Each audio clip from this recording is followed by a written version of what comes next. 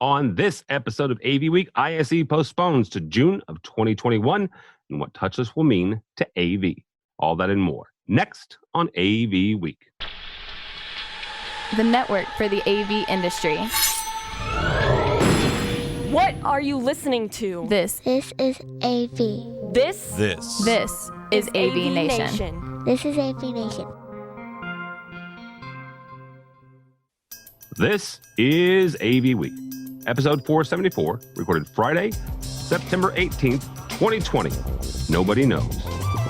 Support for AVNation is brought to you by Atlas IED, innovative audio solutions for every business environment, and by FSR. This is AV Week, your weekly wrap-up of audio-visual news and information. My name is Tim Albright. I am your host. Typically, I would introduce a panel, which I will do in just a second, but we have a special guest because earlier this week, Integrated Systems Europe announced that they would be postponing their signature event, ISE, in Barcelona. This was to be the first year in Barcelona in February. They are now looking at dates in June of 2021. Specifically, the 1st to the 4th is when the new dates are. And with us to discuss this development is Managing Director, Mr. Michael Blackman. Welcome, sir. Hi, Tim. Good to see you again, and glad to be here again on AVNation. Absolutely. Thank you, sir. So walk me through this. The original dates were early February. Couple things, from a health standpoint, globally, the U.S. is still kept out of large parts of the world in general, at least. I think there's now up to 6 or 7 countries we can go into. But you guys, you making sure that your customers and your attendees are safe, have made the decision to move. What was the thinking and the kind of that process for you guys? Well, Tim, firstly, as any organizer will tell you, you prepare for all sorts of eventualities. I think I told you once before, I learned everything about this business from a wonderful guy called Brian Montgomery. And Brian used to be the president of UFI, the organization for trade shows. And he wrote a book called Traps, Minefields, and Lacunae. And basically, the basis of this book was that almost anything can go wrong in this business. The best thing you can do is prepare for as many eventualities as possible. So that's what we did. And since April, March, April, we had a reserve date in place. Because one of the things we thought about, even at that time, to tell the truth, we walked out of Amsterdam saying, this will all be over in a month and we're fine. When we saw at the end of March, it was still there and still a problem. We said, what if? So, speaking with FERA and understanding that if shows are going to be cancelled, we're going to get this sort of ramping up where people are moving to the next date. So you're going to get firstly, it was the last half of 2020. Then it's starting to be the first part of 2021. And we said, okay, what happens when they start thinking about the second quarter or the second half? So we reserved the date with FERA as a hold reserve just in case. Now, obviously, we have to keep things like this secret for a long while because there are a lot of things that get affected when that news gets out, as we've seen. So when we got to the stage of thinking, things are not getting better.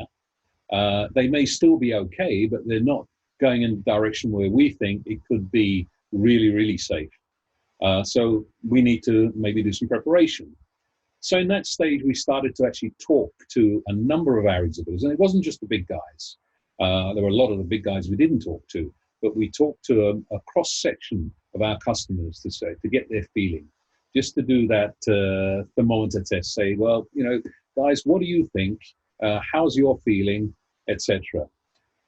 What was very clear is the industry wants to have in-person events. They really want to get back to having this. They're very keen to see them happening as soon as possible. But there were also concerns, and most of them said, whatever you do, if you stay in February, we'll support you. But we do have our concerns because we're hearing that maybe some of our customers may have problems with still traveling that time, other issues, and we prefer to get a couple of more months breathing space when the weather's better and perhaps people are not affected by the flu and other issues. So having got that, we then had our discussions to actually say, okay, what are the possible dates? And this was something where we said, okay, no. We also asked those companies saying, well, what dates would you recommend?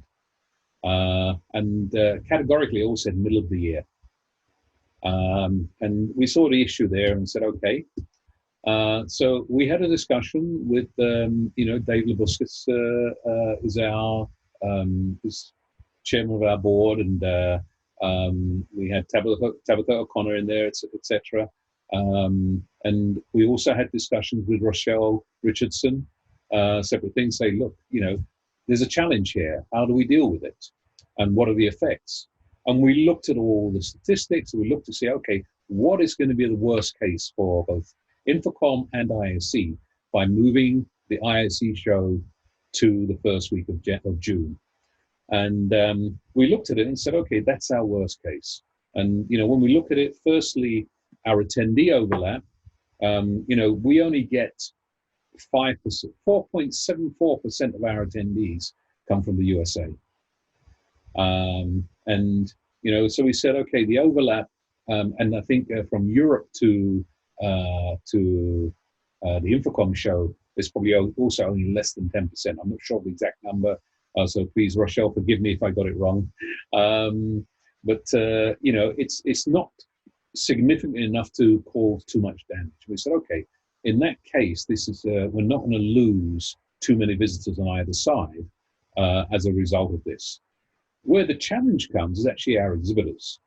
We know there are many, 11% of ISE's exhibitor base is from North America. So it's where the contracts are signed.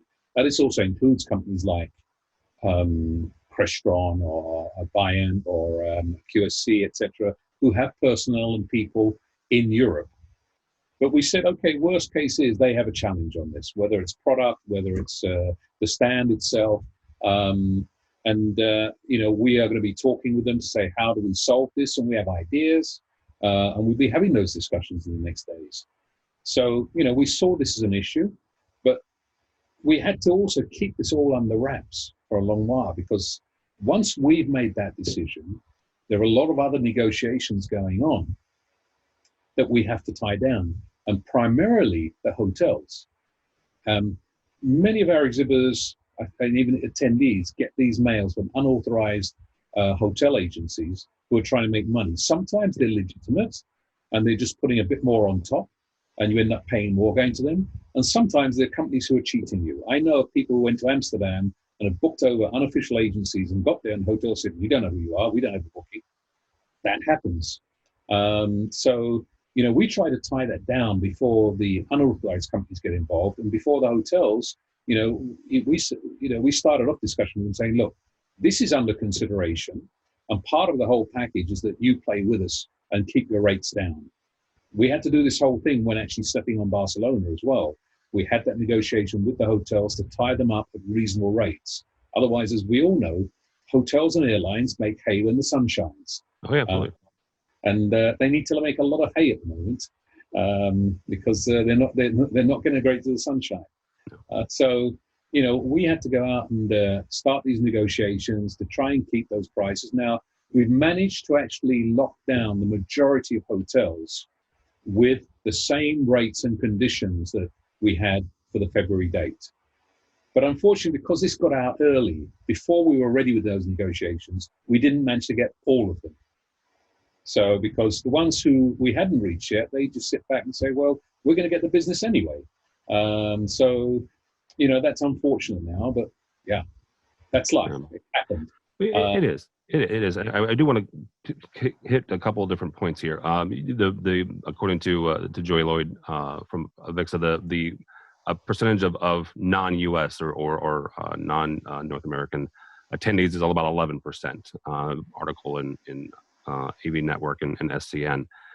But talk about this process, because you mentioned a couple of premier manufacturers who are based in the States, but they do have European contingents. As I mentioned in the outset of this, currently, a United States citizen cannot get into the EU.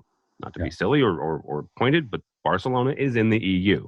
Yeah. So is it something where you guys are going to work with exhibitors and their staff if either you can't get, product, or they simply can't staff a booth? And we'll point out Crestron for a second. A vast majority of the folks supporting that booth and that are in that booth are Americans. Now they do have European contingent, but they don't have the numbers that they bring over. Well, there are two things. When it comes to travel, that's something we just can't influence. As much as I'd like to say we know some of the right people, none of the government's going to listen to us about, getting you over, Tim. So unfortunately, and this has been actually some of the biggest concerns. Actually, not about getting products or having a booth. It's more about, will I be able to travel? Yeah. And this is one of the reasons for actually moving it back to saying the likelihood of opening up travel is higher in June than it will be in February. So, this is one of the factors that got into our decision making. That makes sense. All right, sir. As we all kind of move into the fourth quarter of this very interesting year, and you guys going to kind of plan for something else that you've talked about is having a virtual component. And I want to real quickly before I let you go, a couple of weeks ago, our friends over at AV Magazine had an article about the PLSG lighting show. And I find it fascinating as you exhibit producer, looking at shows that are already happening this year. You've talked about in several places, Commercial Integrator and others, about having a virtual or a hybrid version of ISE. What are some of the things that you're looking at, making sure that folks can still attend and experience some of the things that they're used to? So, I think this is where we've been lucky. We've been able to watch everybody else and what they're doing and learn from that. And, I think everyone in the last quarter have been pioneers in what they've done and actually, coming out and showing things and giving ideas. And, what we've realized now is that everybody is doing digital events. So there's always this online fatigue part of it. What we've learned is attendees don't stay the whole day. So you have to put things into bite-sized packages and just assume, maybe you get 10,000 attendees for the day, but how many of them stay for the whole time? How many of them are just in there for half an hour, 1 hour, whatever? That's the first thing. The second point is that there needs to be, from the exhibitor point of view, they want to see interaction. They want to see connection with the attendees. Otherwise, there's no value to them. And that part has to be very, very satisfactory. At this stage, I won't make any comments about,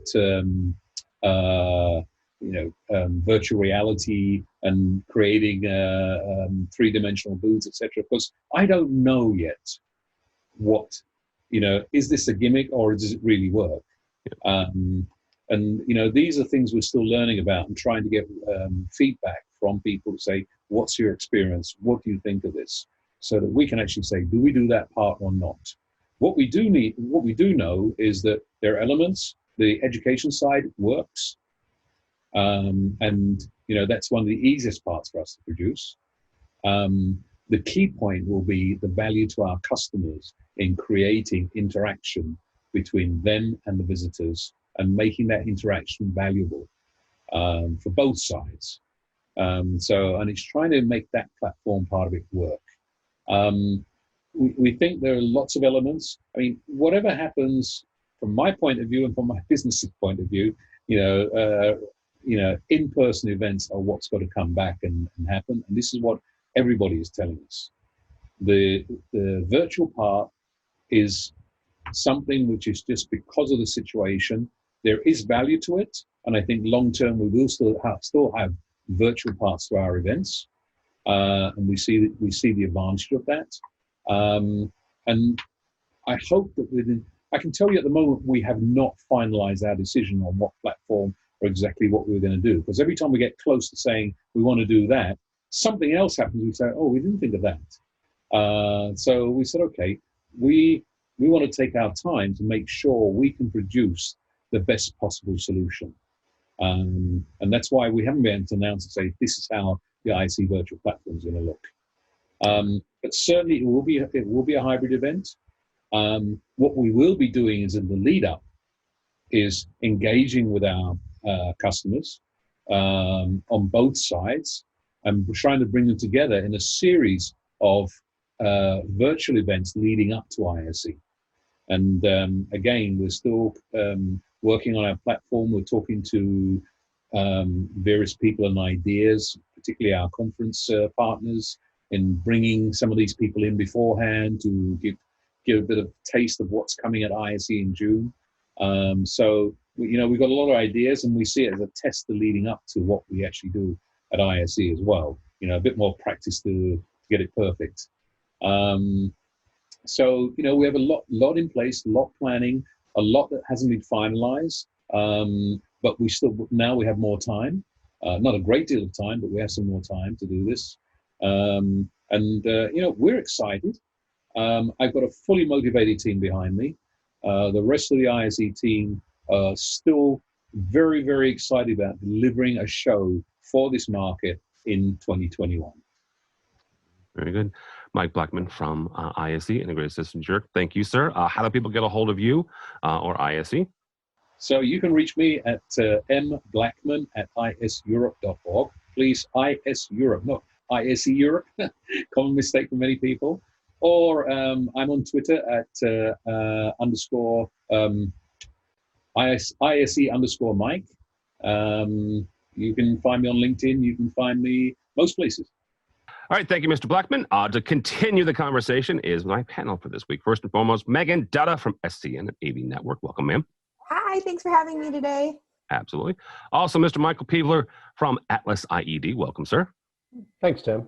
Good to see you. And last but not least, an industry veteran who's been around the block once or twice, Mr. Brad Grimes. Welcome, sir. Thanks, Tim. Thanks for having me. All right. So I don't know who to start with, to be quite frank. I'll start with Megan. We'll do ladies first. We're looking at this. You just heard Mr. Blackman.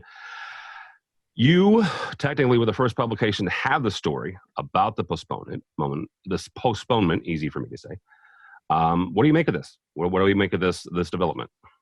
I think it's really interesting. I have lots of different takes on it. It's interesting to me that AVIXA is positioning it as that these are regional shows, because that hasn't been the way they've said it in the past. They've tried to embrace a global community, and especially with their reorg.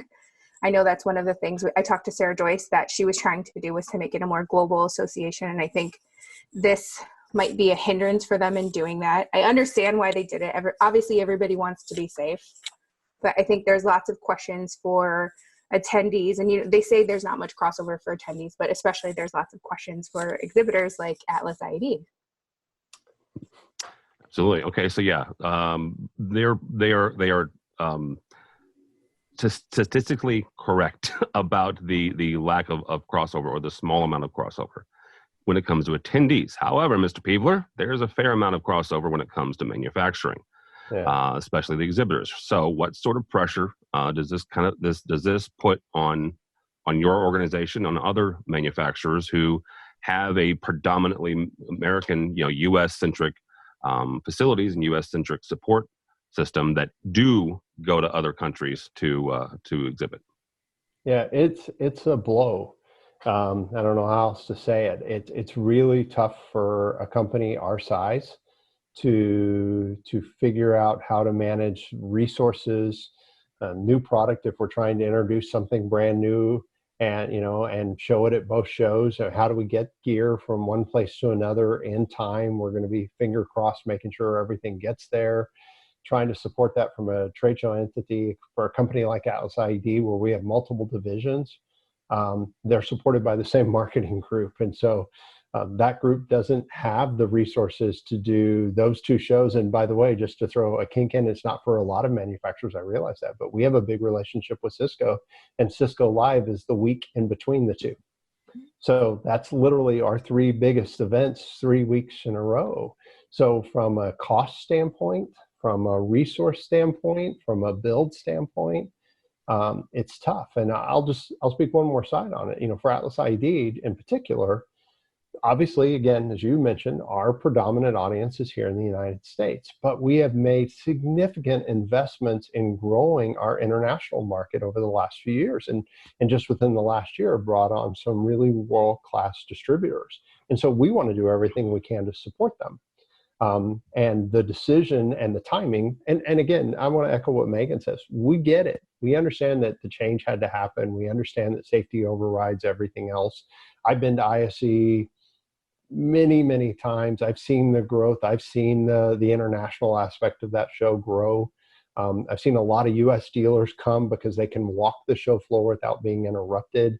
They're not taking their customers around, so they can truly go see all the manufacturers. They're going to struggle to do that this year because they're going to have to feel safe doing it, and then hope they can come back in the country without quarantining or whatever it's going to be at that point. So, but as a manufacturer, it's a real challenge to give our support to our European and global partners that we focused on building, and also give our traditional show and approach to our US side.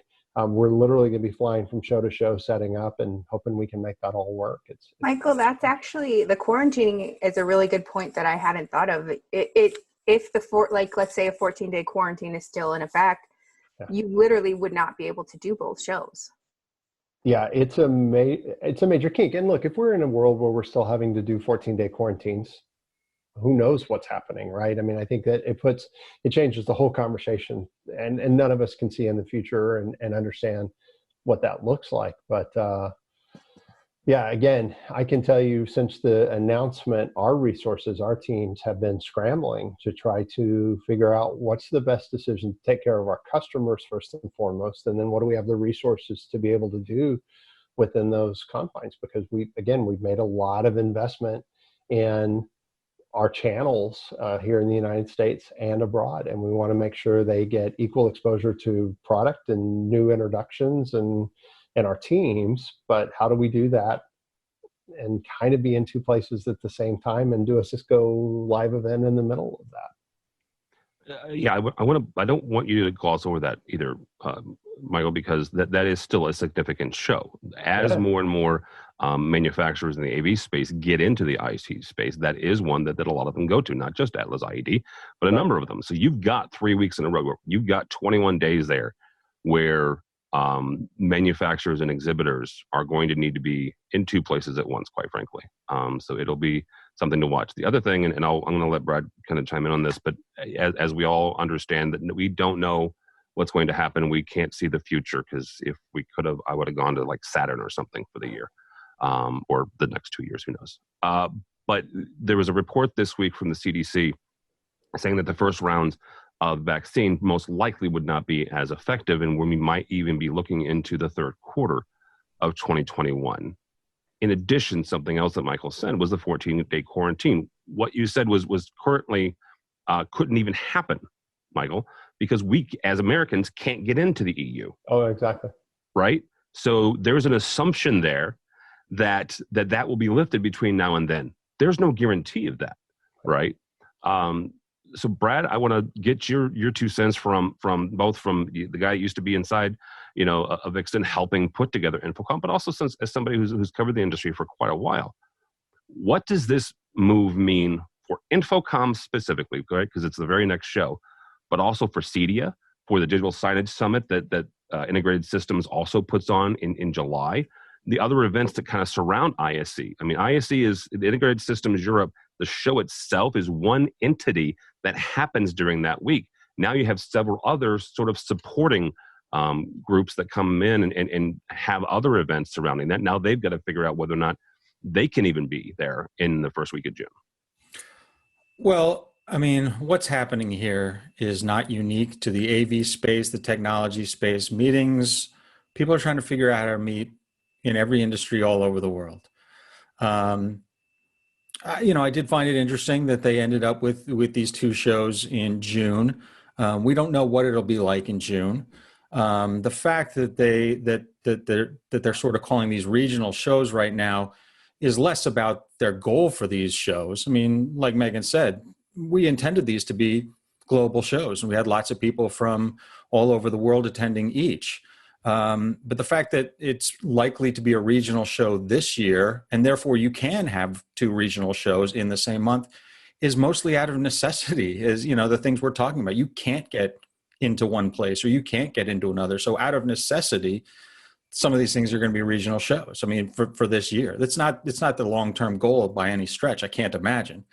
You know, Sarah's in charge of making of projecting AVIXA worldwide. What's going to happen in June? What's going to happen with all these other shows? Smart people are going to try their hardest to figure all of this out.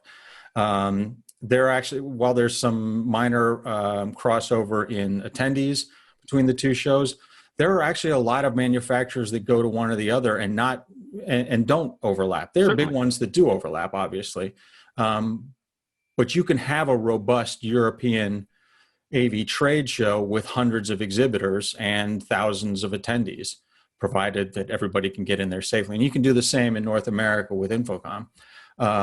It's not to the scale as they were before, but this isn't a year like any other either.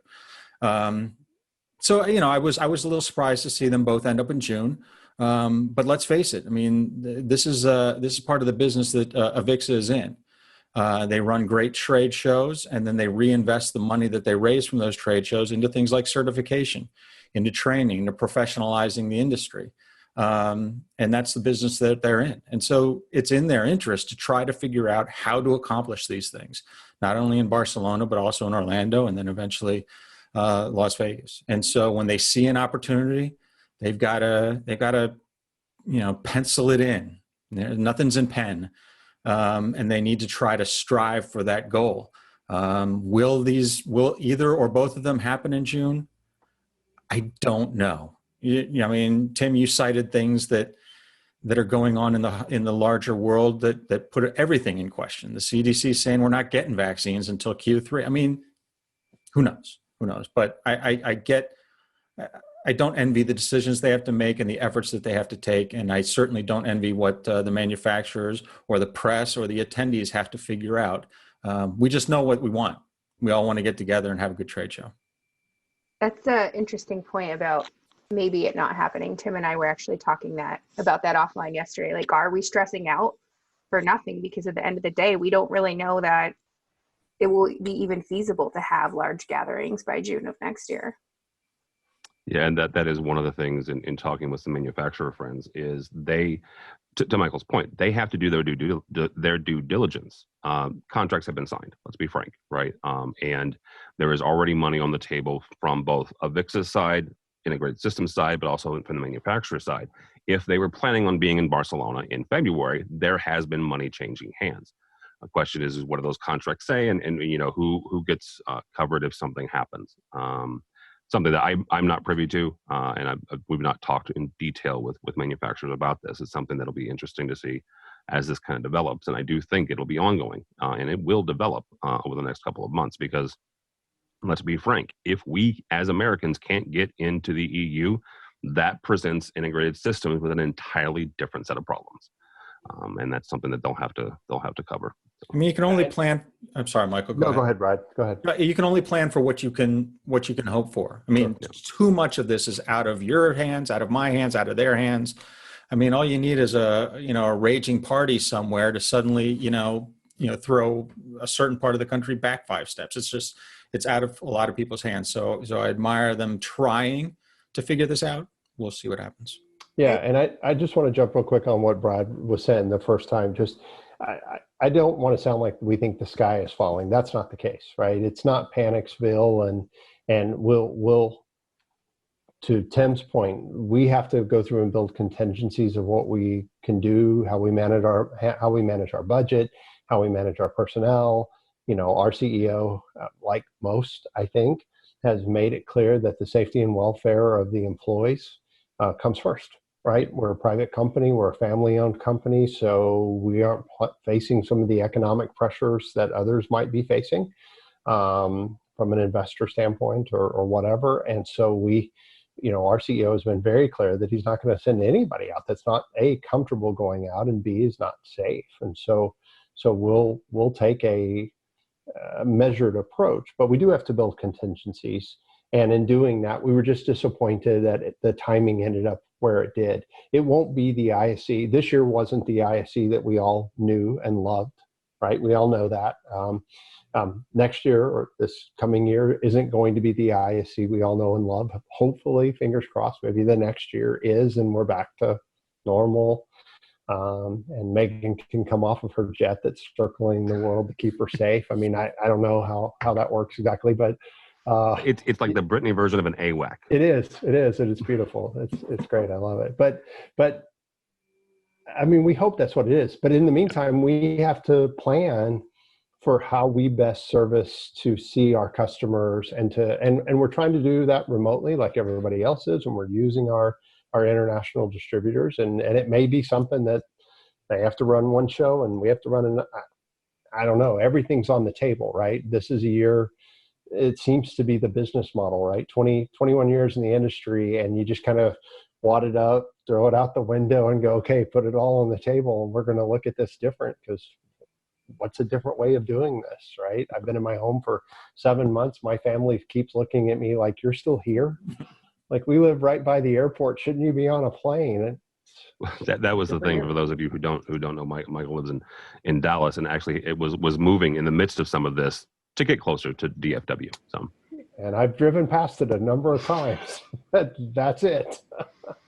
Well, and we were very honored at AVNation to help them produce a launch video that we did. He drove up actually, and he didn't fly. He actually drove up from Dallas. So very interesting. And for those of you who aren't watching the video, Megan's virtual background is which video is that, Megan?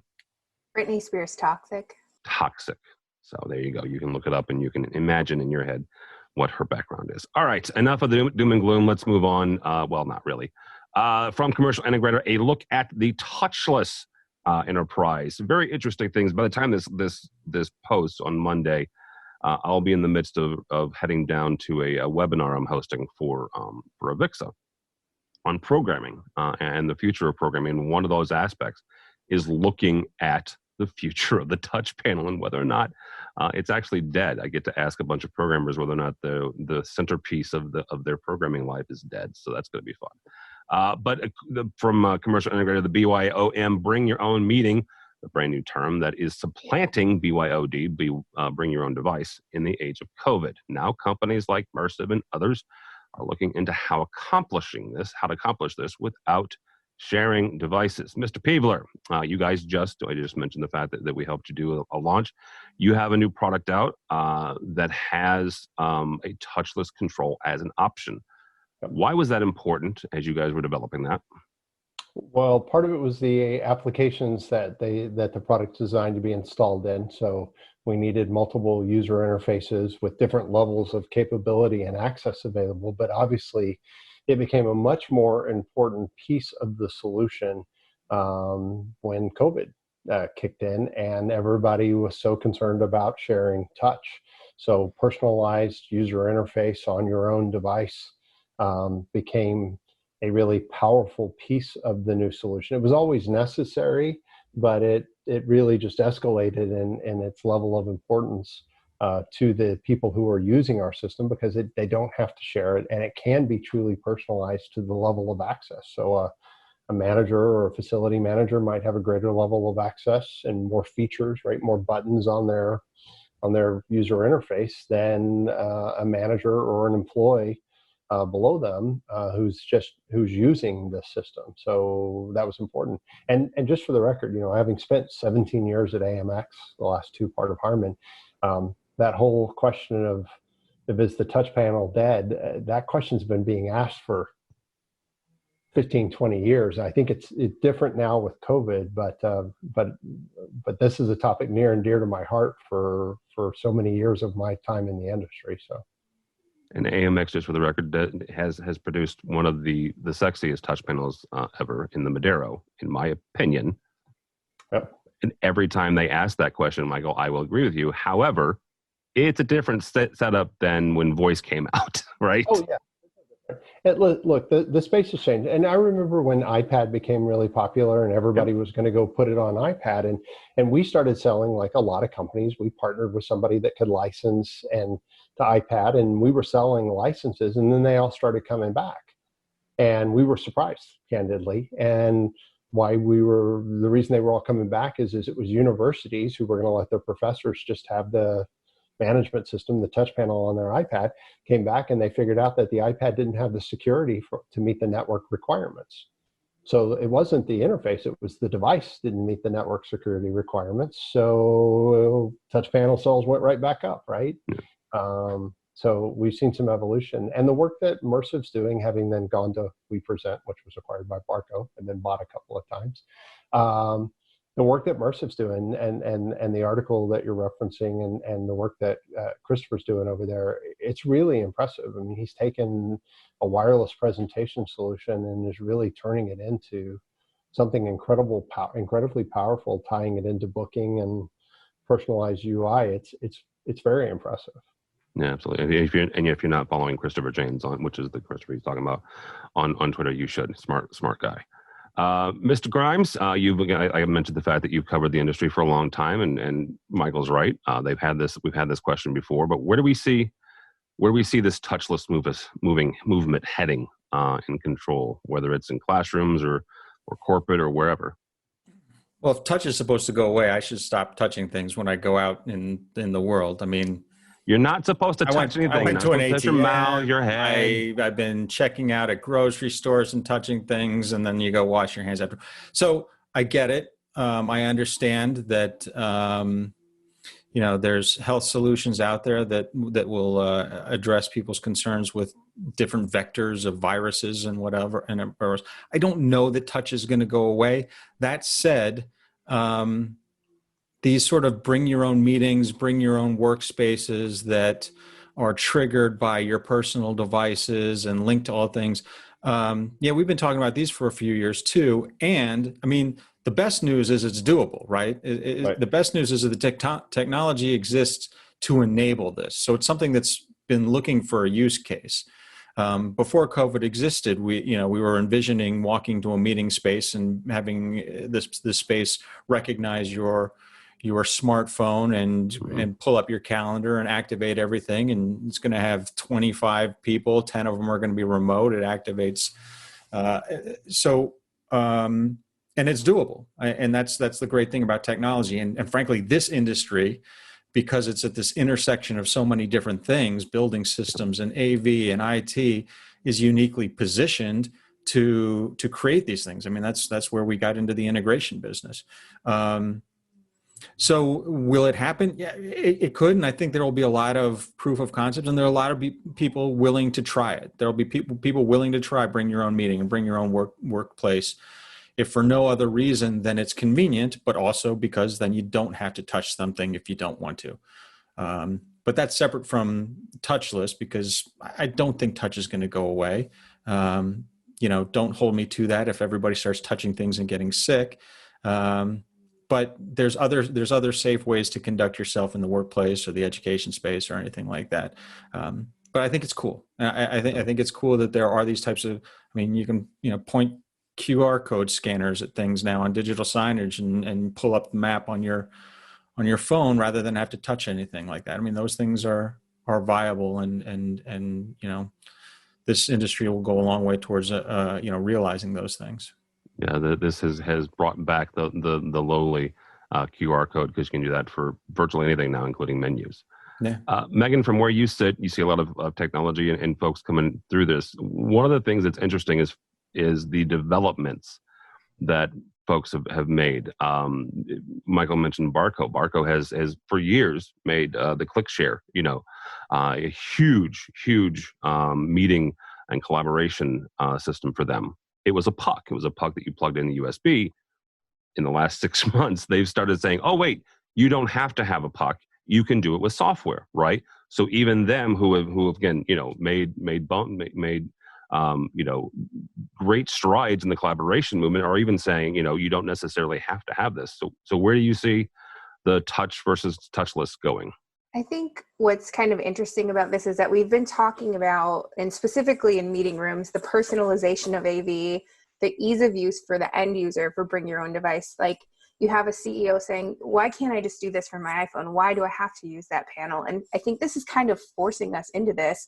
And I know we've been very resistant as an industry to voice control, but I think we're going to start seeing solutions that incorporate that because it makes everybody, whether it actually is safer or not, it makes them feel safer.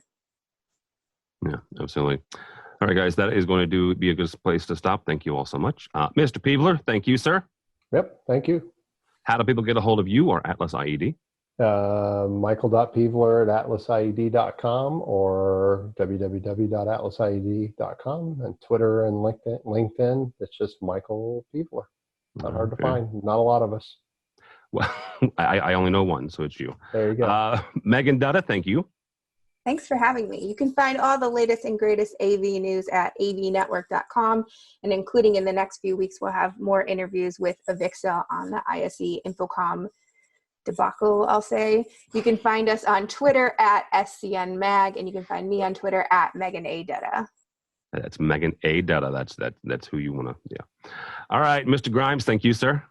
Thanks for having me, everybody. It was good to talk to you all. How do people get a hold of you if they'd like to? Oh, I still have my lurking Twitter handle, so I watch what y'all are saying, and you can DM me there. It's at bgrimesdc, so that's probably the best way to find me. That's not creepy at all, just for the record. No, it's not. All right, and you should also hire him. He's a really great writer.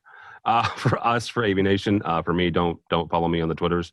By the time this happens, the Bears have probably lost their first game, but they're playing the Giants, so probably not.